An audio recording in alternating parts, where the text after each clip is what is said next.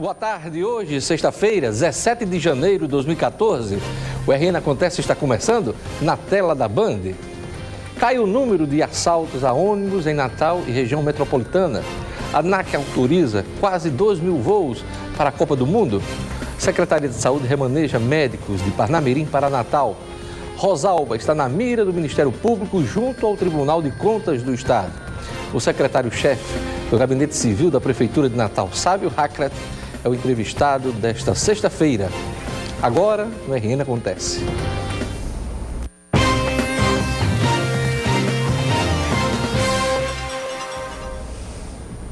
Caiu o número de assaltos a ônibus em Natal e região metropolitana, segundo a polícia e o Sindicato dos Rodoviários. A reportagem é de Alice Soares. Em 2013, foram registrados 700 assaltos em transportes coletivos só aqui na capital. Nesse mês de janeiro, já foram registrados 16 assaltos a ônibus, um por dia. Média considerada satisfatória pelo presidente do Sindicato dos Rodoviários, que diz que o número de assaltos já chegou a 8 por dia aqui em Natal. Eu ainda considero muito, porque se somar vai dar 30 assaltos no mês. Seria bom que não houvesse nenhum. Mas numa violência generalizada no país, se a gente consegue sair de um número de 8, 6 para 1 por dia, é um trabalho que a gente tem que parabenizar essas pessoas que estão fazendo, que é o coronel e o delegado Elano. A redução no número de assaltos a ônibus diminuiu principalmente a partir do segundo semestre de 2013, quando ações de policiamento foram intensificadas para coibir os crimes. Isso segundo o levantamento da Polícia Militar e do Sindicato dos Trabalhadores Rodoviários. Acionando a Polícia Militar, e atendendo a nossa reivindicação, que é nos pontos mais críticos, por exemplo, Bernardo Vieira é o ponto mais crítico, e uma viatura ali nas proximidades do Cimento Nassau, as motos passando nas paradas, fazendo as devidas abordagens. Com esse trabalho, essa redução realmente é considerável. O trabalho era zerar, mas infelizmente não zera. Este aqui é o ponto mais crítico, onde aconteceram mais assaltos em 2013. Eu estou exatamente no cruzamento da Avenida Bernardo Vieira com a Rua dos Pegas. Só neste trecho foram registrados no ano passado 93 assaltos a ônibus. Os crimes são cometidos na maioria das vezes por adolescentes e jovens com idade entre 14 e 21 anos. Muitos usuários de drogas. A meta para 2014 é reduzir o número de assaltos em 40%. Mas até lá, nas ruas, motoristas, cobradores e passageiros vivem uma rotina de medo. Eu fico olhando, peço logo a Deus para Deus me proteger dentro do ônibus. Eu morro de medo, morro mesmo. Eu rezo todo dia porque é muito perigoso nosso trabalho. Trabalho assombrado, sai de casa, depois não volta mais. Estamos entregues na mão de Deus. Tem que pedir proteção a Deus mesmo. Olha, uma mulher foi morta e outros 2 homens foram baleados em atentado no bairro Nazaré, na zona oeste da capital. A cena do crime foi a rua Expedicionária Derbal da Câmara. Luana Kênia de Araújo tinha 24 anos e foi baleada várias vezes com tiros de pistola. Apesar de o SAMU ter chegado rápido ao local, ela morreu antes que pudesse receber os primeiros socorros. Luana tinha chegado ao local de táxi e no momento em que desceu do veículo para conversar com 2 amigos, foi alvo do atirador que estava em uma moto vermelha. Os 2 jovens também foram baleados. Eles foram atingidos nos braços e pernas, mas foram socorridos para o pronto-socorro Clóvis Sarinho e passam bem. Os feridos foram identificados como sendo os irmãos Adenilson e Adielson da Silva Guerra. Segundo a Polícia Militar, eles são suspeitos por tráfico de drogas e deveriam provavelmente ser os verdadeiros alvos do atirador. O interessante nesta história triste é que antes de morrer, Luana Araújo, a vítima fatal, passou na casa da sogra, deixou o filho e entregou os documentos à sogra em caso ocorresse alguma coisa ruim com ela, como acabou acontecendo. Na sexta-feira passada, o namorado de Luana foi executado em Serra Rosada e a polícia investiga se os crimes têm alguma ligação. E um corpo foi encontrado nesta manhã dentro de uma lagoa de estabilização da Caerne, no bairro das Quintas. O corpo foi encontrado pelos moradores do bairro das Quintas por volta das 6 horas da manhã desta sexta-feira, boiando dentro da lagoa. O CIOSP, que nos acionou e informando que tinha um suposto corpo boiando aqui nessa lagoa de captação aqui da CAER. Ontem pela manhã o pessoal tiveram aqui, fizeram uma varredura aqui, já sabia que tinha uma pessoa que tinha sido alvejada aqui, mas não conseguiram localizar. E hoje pela manhã o corpo apareceu aí e um popular conseguiu aí segurar o corpo e puxou aí para as margens aí da lagoa. O corpo de Georcilan Gleidson Ferreira da Silva, de 28 anos, estava sendo procurado desde esta última quinta-feira, quando a população informou à polícia que o corpo de um homem havia sido jogado no local. Os bombeiros foram acionados para ajudar nas buscas, mas apenas hoje o cadáver foi encontrado. A equipe de ontem ela botou o barco, fez algumas tentativas, mas não conseguiu, porque não tinha localização exata. Hoje o corpo boiou, ficou mais fácil. No corpo da vítima havia várias perfurações por arma de fogo. Georcilan já havia respondido por homicídio e era usuário de drogas. Ele era uma pessoa boa, tinha os vícios dele, né? Que eu não preciso negar. Mas era um irmão bom, filho bom. Nunca levantou a voz para minha mãe, nunca respondeu. Mas é isso, eu procurei esse caminho, né? Cadê a morte? Pouco mais de um ano depois de instalado, o ponto eletrônico nos hospitais estaduais continua repercutindo. Ao todo, a Secretaria de Saúde já abriu mais de 500 processos de exoneração de servidores. A reportagem de Rayane Guedes. O ponto eletrônico foi instalado efetivamente nos hospitais públicos estaduais no ano de 2013. De lá para cá, muita gente se viu flagrada por abandono de serviço.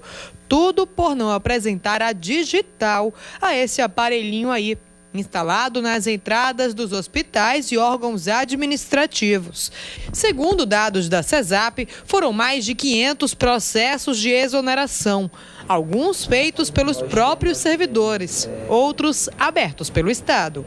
Logo de início, em 2013, quando da efetivação do ponto eletrônico, nós tivemos cerca de 80 médicos que pediram demissão por incompatibilidade de horários, onde eles tinham fora da secretaria com o horário original na secretaria. Ou seja, queriam prestar o seu serviço para o qual ele foi contratado da forma que eles achavam que era melhor e mais razoável para ele. Com o controle eletrônico, foi possível a secretaria identificar pagamentos desnecessários. O resultado, uma economia de mais de R$2 milhões na folha de pagamento. Nós tivemos corte em plantões eventuais, nós tivemos um corte muito forte nos plantões indenizatórios, que eram uns plantões que eram dados para cobrir faltosos em determinadas categorias, que na verdade, se na totalidade elas tivessem sendo cumpridas, não precisava desses plantões indenizatórios, e a folha tem efetivamente tido um decréscimo. Por exemplo, nos últimos meses nós tivemos uma economia na folha de pagamento da Secretaria de Saúde em torno de R$2.500.000.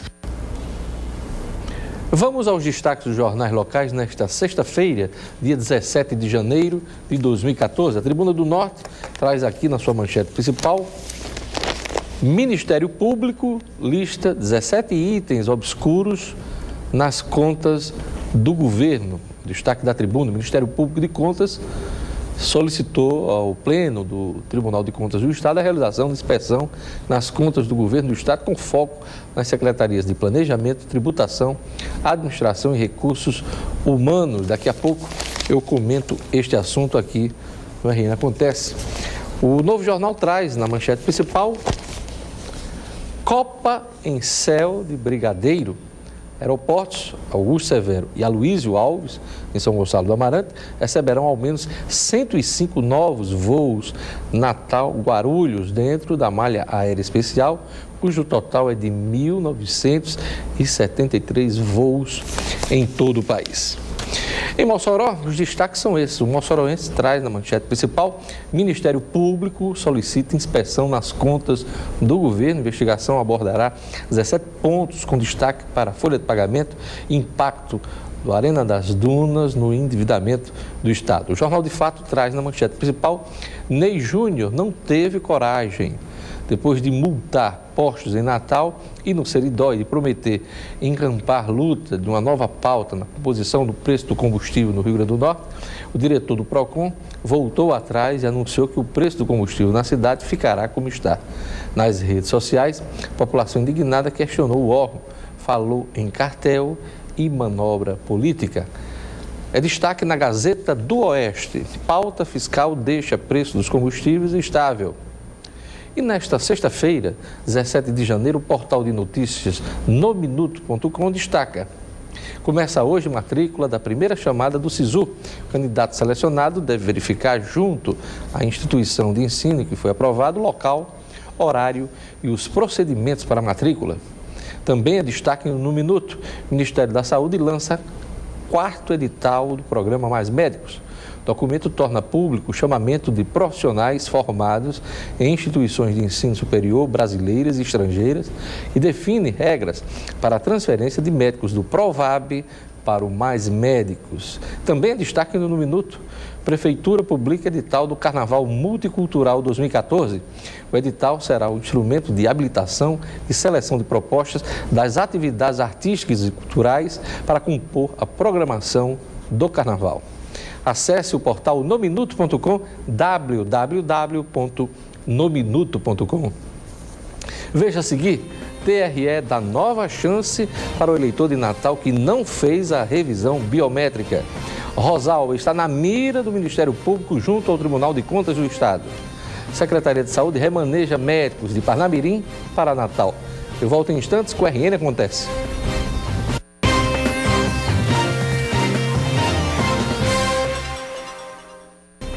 O TRE reabriu revisão biométrica. Mais de 82 mil eleitores de Natal ainda estão com títulos cancelados. O eleitor deve ficar atento. Esta é a última chance para regularizar o título. O prazo se encerra no dia 7 de maio. A repórter Alice Soares tem mais informações.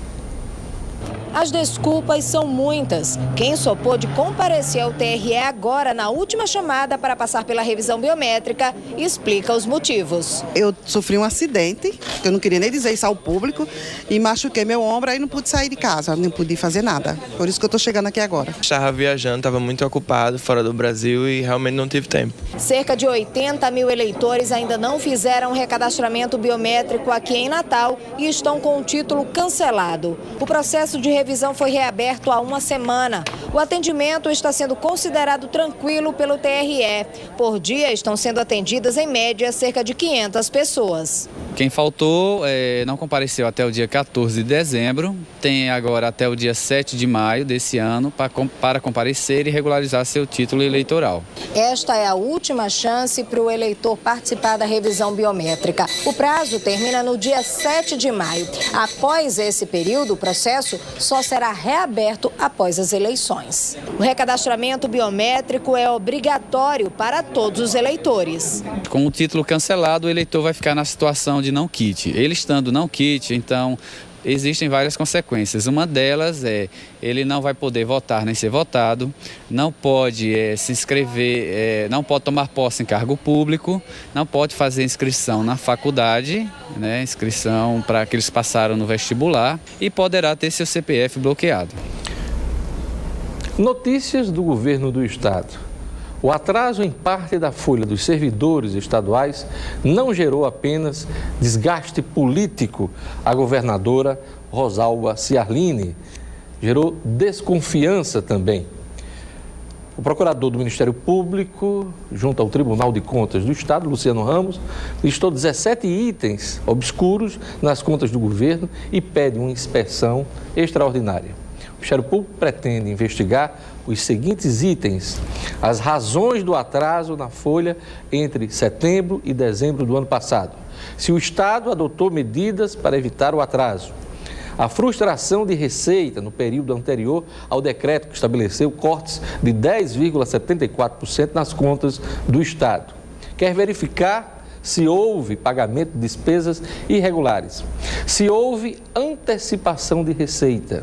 Quer quantificar a dívida do Estado, apurar o impacto da Arena das Dunas na dívida do Estado, verificar o cumprimento da Lei de Responsabilidade Fiscal, apurar se houve a utilização de empréstimos e receita extra no pagamento da folha, se havia dinheiro em caixa, averiguar pagamento pagamento de gratificações, checar a presença de pessoas com mais de 70 anos ou falecidas na folha dos servidores, apurar o impacto de vantagens concedidas por decisões judiciais, verificar o dano ao erário público com atraso na folha e apurar a responsabilidade dos gestores. O procurador do Ministério Público, junto ao TCE, quer passar a lupa em cima de todas as secretarias do governo, especialmente no planejamento, na administração de recursos humanos e na tributação. O Tribunal de Contas do Estado deve decidir, nos próximos dias, o nome do relator da inspeção extraordinária. Às vezes, eu me pergunto se Rosalba estaria enfrentando tantos questionamentos na seara jurídico-administrativa se não tivesse arranjado briga com o Ministério Público, Judiciário e Legislativo por conta da execução orçamentária. Eu fico me perguntando. A meu ver, a guerra em torno do orçamento minou a relação institucional do governo com os demais poderes. Sem médicos suficientes para suprir as escalas de plantões e ortopedia do Hospital Valfredo Gurgel, a Secretaria de Saúde decidiu remanejar médicos do Deoclésio Marques de Parnamirim para Natal. A reportagem é de Alice Soares. Dos 4 médicos ortopedistas do Hospital Deoclésio Marques, em Parnamirim, 2 serão remanejados para o Valfredo Gurgel. A mudança foi anunciada pelo secretário de Saúde do Governo do Estado durante uma entrevista coletiva. A medida, segundo Luiz Roberto, foi necessária após os médicos do Valfredo não aceitarem receber através da cooperativa médica o valor oferecido pelo Governo do Estado de R$ 1.900 para realizarem os plantões. Os profissionais, de acordo com o secretário, querem que seja pago por cada plantão de 12 horas R$ 2.400. O Estado chegou no limite do que é possível, do ponto de vista financeiro, em pagar R$ 1.900 por um plantão de 12 horas. Nós não temos como chegar a esse valor de R$ 2.400. Então a proposta está na mesa, o contrato está aberto, a licitação já foi feita, já existe o contrato. Agora nós não vamos ceder de nenhuma forma a qualquer mecanismo de pressão para fazer um contrato com dispensa de licitação a um valor acima do valor de mercado. O remanejamento dos médicos ortopedistas vai afetar o atendimento nos 2 hospitais, tanto no Valfredo quanto no Deoclésio, que passam a selecionar a entrada de pacientes nas 2 unidades já a partir desta sexta-feira. Em função disso, o Valfredo trabalhará com 2 ortopedistas por dia e o Deoclésio Marques alternará 2 e 1 ortopedista por dia. Com isso, a porta dos 2 hospitais terá que ser regulada. Nós não teremos a capacidade de atender a baixa complexidade, o torcicolo, a dor no dedo, e resguardaremos esses profissionais para o atendimento do paciente de alto risco. O secretário de Saúde do Estado anunciou ainda que vai acionar o Ministério Público. A recomendação também está indo, a informação completa para o Conselho Regional de Medicina e para o Ministério Público, tá certo? E nós estamos deflagrando a aditivação do contrato de cooperativa, porque com 2 na porta por dia, o número de profissionais ortopedistas que nós temos no Valfredo Gurgel é suficiente para que você tenha 2 de forma ininterrupta durante todo o mês. E a cooperativa entrará apenas para complementar o terceiro. Quase 2.000 voos serão criados para a Copa da FIFA. A venda das passagens, que serão criadas para os meses de junho e julho, durante a Copa do Mundo de 2014, começa nesta sexta-feira. A expectativa é que o aumento da oferta, os preços das passagens diminuam. O valor das passagens subiu acima da inflação pelo 3º ano seguido. Só em dezembro, o reajuste foi de 20,13%. A reportagem é de Valteno de Oliveira.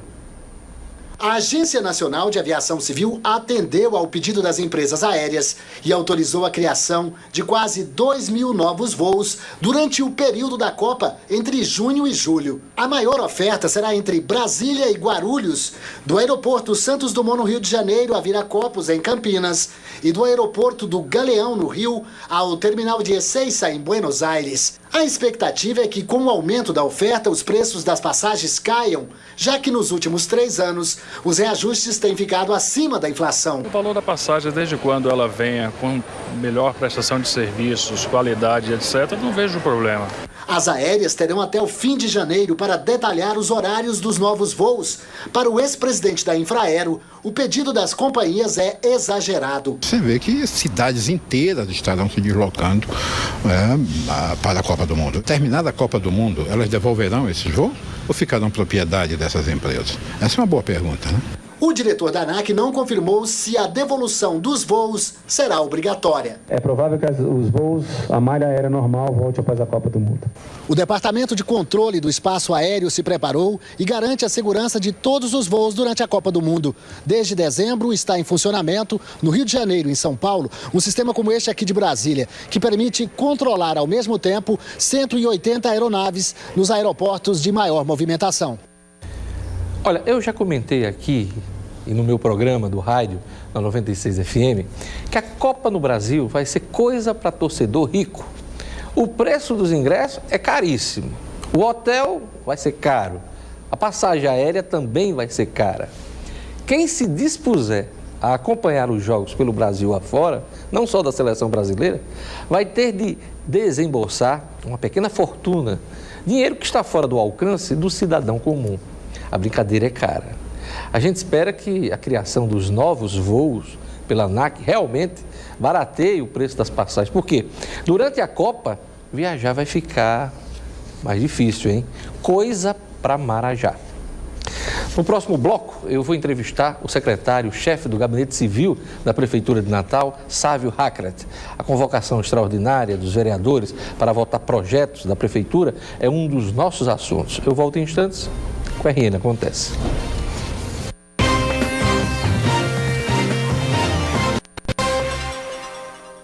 A Prefeitura de Natal tem pressa para aprovar o reajuste dos servidores municipais e o empréstimo para construir o centro administrativo, o novo centro, aliás, o primeiro centro administrativo da cidade de Natal. Estes são alguns pontos das propostas que serão votadas pelos vereadores na convocação extraordinária que começa no dia 3 de fevereiro. Meu convidado hoje é o secretário-chefe do Gabinete Civil da Prefeitura de Natal, Sávio Hakrat. Boa tarde, secretário. Boa tarde, Diógenes. Boa tarde, telespectadores da Band. Por que a necessidade de convocar os vereadores, já que eles voltam ao trabalho na segunda quinzena de fevereiro? Diógenes, é que ficaram pendentes alguns projetos, né? Que deveriam ter sido votados até o dia 30 de dezembro do ano passado, né? Não foi possível, né? Uma pauta muito extensa na Câmara Municipal. E aí algumas questões prioritárias, como, por exemplo, o reajuste dos servidores de 8%. Que já está definido, o percentual é isso. Exatamente. Né? Está definido e precisa ser votado pela Câmara, né?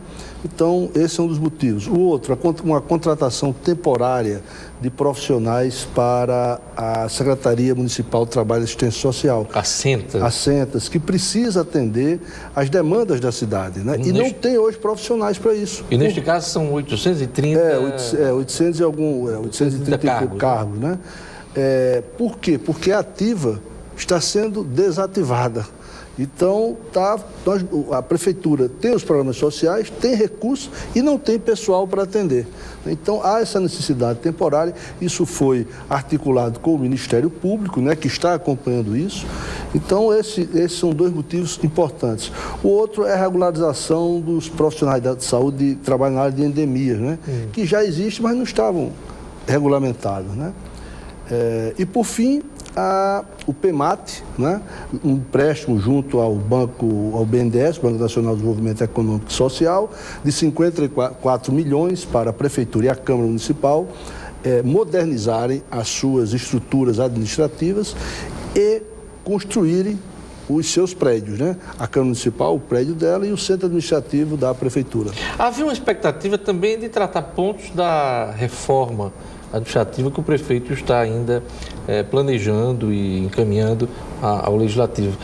Por que a reforma ficou de fora, secretário? É verdade, Diógenes, porque o seguinte, a reforma é um projeto muito mais complexo e existem coisas na reforma que tratam da lei orgânica do município. E mudanças aí, na lei orgânica. Na lei orgânica do município. Isso aí, quando há questões da lei orgânica do município, né, no Legislativo, o processo há interstícios de 20 dias. Né? Então, se convocando, ela entraria já no... Quer dizer, não dá nem para ser votado em regime de urgência, dispensar prazos, não. Não, a lei manda cumprir. Manda cumprir e tal, né? E como era uma coisa muito mais complexa, poderia terminar também abafando esses outros projetos que são, exatamente, que são de atuação bastante imediata na prefeitura. E o prazo também da convocação é de 10 dias, né? Então, exatamente. Extrapolar não daria, realmente não daria para votar a reforma em 10 dias, certo? Antes da gente detalhar um pouco mais a reforma, eu queria mais informações do senhor. Em relação ao reajuste dos servidores, ele já está... A prefeitura entrou em consenso com o sindicato? Sim, isso foi acordado agora no final do ano, né? Em 8%. E precisa apenas a regulamentação do ponto de vista legal pela Os servidores queriam um pouquinho mais, né? Mas a prefeitura não tem condições. Natal toda sabe, os servidores também, de forma compreensiva, entenderam que a prefeitura não tem condições de ordens. A situação que nós encontramos em Natal é uma situação caótica. Nós estamos num processo de recuperação da cidade, né? Então, mas de qualquer maneira, foi 8% já a partir desse mês. No caso da reforma administrativa, ela começa a ser discutida e votada quando iniciar o ano legislativo na Câmara Municipal. É isso que ficou acertado entre o prefeito e o vereador Albert Dixon. Exatamente. De imediato, né, a reforma entrará em pauta, né, e aí vai seguir os trâmites legislativos. Né? Isso depois do dia 15 de fevereiro, se não me engano, dia 15 de fevereiro o retorno dos vereadores. Que é num sábado, né, então deve ser dia 17. O retorno deles, né? Eu lhe pergunto, o que está previsto na reforma? Tem uma extinção de secretarias. Quais as secretarias que vão ser extintas? Olha, a SERIG, que é a Secretaria de Governança Solidária, né? A SEMU, que é a Secretaria da Mulher, né? A Ouvidoria, que passa a ser uma secretaria de junta da Controladoria, que é nos moldes do governo federal, né? E 212 ou 200 ou um pouquinho mais entre cargos e funções gratificadas nas estruturas da prefeitura. E também a alimentar, se eu não me engano. Sim, a alimentar também, exatamente. Também nesse... A alimentar, né? Isso vai proporcionar uma economia anual de 9,5 milhões para a prefeitura, o que dará uma economia desses 3 anos de quase 30 milhões, né, Diógenes? Secretário Sávio Hack, qual dessas secretarias, dessas estruturas que está sendo aí mais complicada para o prefeito equacionar e estabelecer a extinção aí? Não, Diógenes, essa já é uma decisão do governo, sob a orientação da Falcone, consultoria que foi contratada pelo governo, né? E a gente espera que a Câmara aprove a reforma da forma que foi encaminhada, né? Eu soube que houve muita polêmica em relação, por exemplo, da política das mulheres, né? Da Secretaria das Mulheres. Nós já recebemos alguns indicativos, mas o importante, Diógenes, é o seguinte, é que o governo mantém a política pública da mulher e está executando a política pública da mulher. O que não acontecia, por exemplo, no governo passado, que tinha a Secretaria da Mulher. Não necessariamente. Então, não necessariamente as políticas públicas para as mulheres, tá certo? Funcionarão, estarão em atividade por ter ou não a secretaria. O prefeito garante que não vai haver prejuízo às políticas não, de maneira nenhuma. Voltadas para a mulher. Não haverá prejuízo de maneira nenhuma. Ficará na Secretaria Municipal de Assistência e Trabalho, né? E não haverá, porque são várias políticas públicas, né? Mulheres, trabalho, né? Tá certo? Assistência social, que hoje o governo está reorganizando o sistema de assistência social em Natal.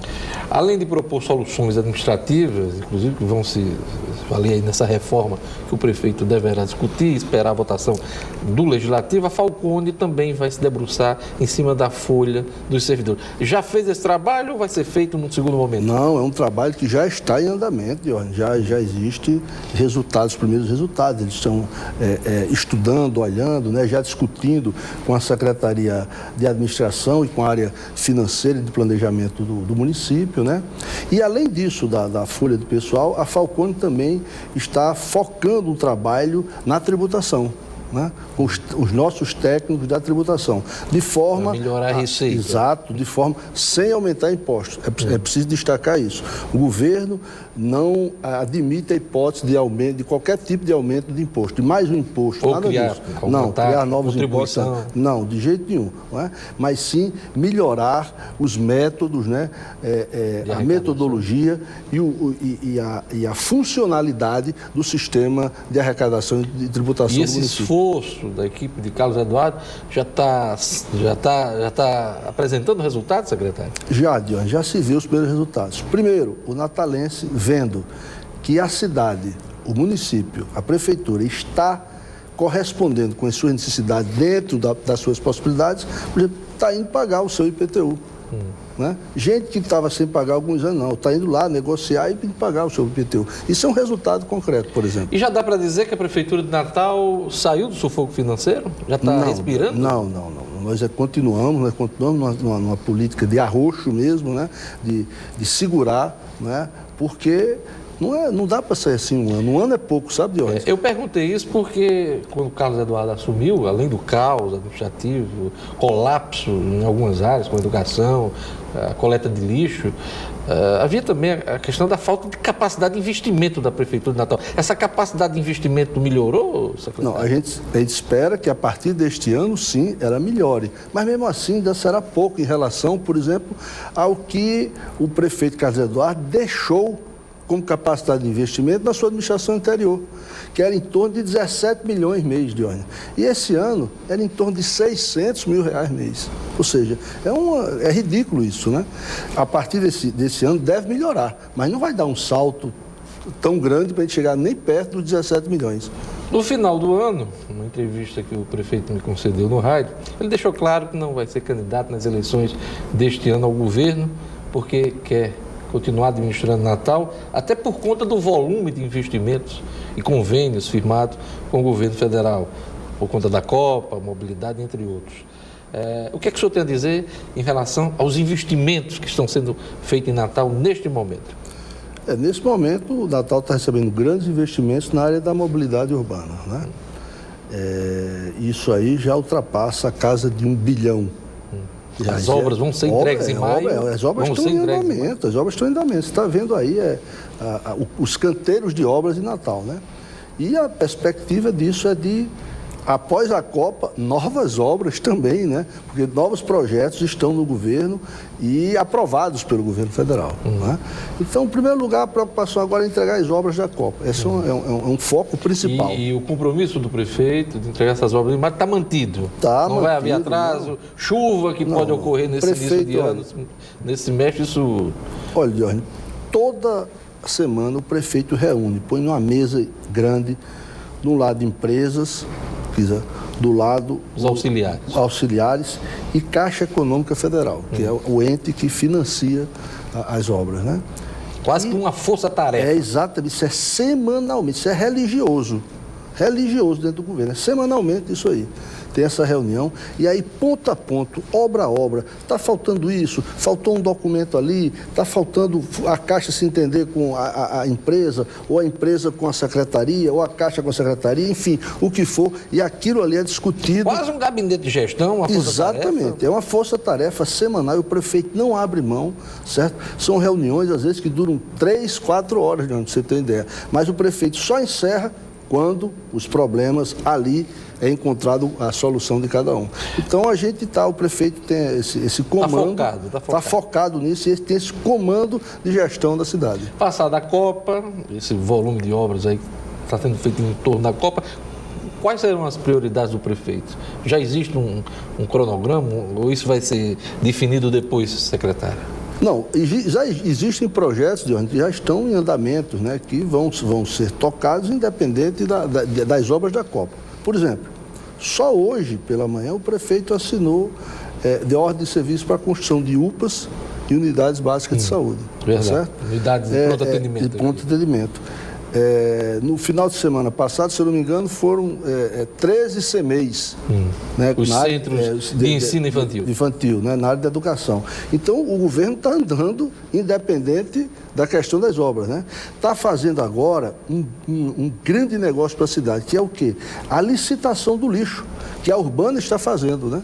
Que é uma coisa histórica. Isso vai ficar na história de Natal e do Rio Grande do Norte, essa licitação. As empresas, se eu não me engano, 5 já apresentaram as propostas, e essas propostas vão ser abertas no dia 23, se eu não me engano. Se não me engano, é isso aí, né? E tem até meados de fevereiro, né? Deve estar concluído esse processo, né? Isso era uma grande vitória para Natal, para o povo de Natal. Eu queria agradecer a presença aqui do secretário, chefe do Gabinete Civil da Prefeitura de Natal, Sávio Hack. Sávio, muito obrigado por sua presença aqui no nosso programa. Eu agradeço a você e aos telespectadores pela paciência. Uma boa tarde a todos. O RN Acontece vai ficando por aqui. Assista a reprise do programa logo mais no portal No Minuto. Eu gostaria de mandar um abraço hoje para o empresário Diógenes Álvares Dantas. Um abraço também para o ex-deputado Valber Júnior e também para Ricardo Alves, da Tribuna do Norte. Turma que acompanha nosso noticiário. Obrigado pela audiência, eu espero você amanhã. Amanhã não, segunda-feira, aqui na Band.